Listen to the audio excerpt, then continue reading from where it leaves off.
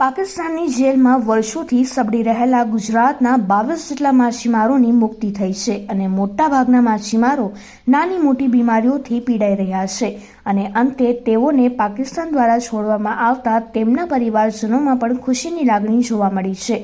પોરબંદરના માછીમાર આગેવાન અને માછીમાર બોટ એસોસિએશનના પૂર્વ પ્રમુખ જીવન જુંગીએ જણાવ્યું હતું કે પાકિસ્તાનની જેલમાં ઘણા લાંબા સમયથી સજા પૂર્ણ થઈ ગઈ હોવા છતાં માછીમારો સબળતા હતા, આથી તેઓને મુક્ત કરવા માટે વારંવાર રજૂઆતો થતી હતી।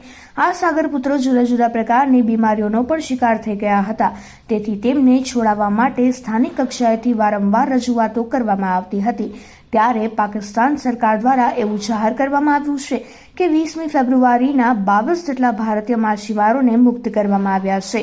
કરાચીના માલેર ખાતેથી છોડવામાં આવેલા આ 22 ખલાસીઓ આજે વાઘા બોર્ડર ખાતે ભારત સરકારને સોંપવામાં આવશે અને ત્યારબાદ તેઓ ત્યાંથી તેમના વતન પહોંચી જશે। માછીમારોની મુક્તિની જાહેરાત કરવામાં આવતા તેમના પરિવારજનોને પણ રાહત થઈ છે અને હોળીના તહેવાર પહેલા દિવાળી જેવો માહોલ સર્જાયો છે।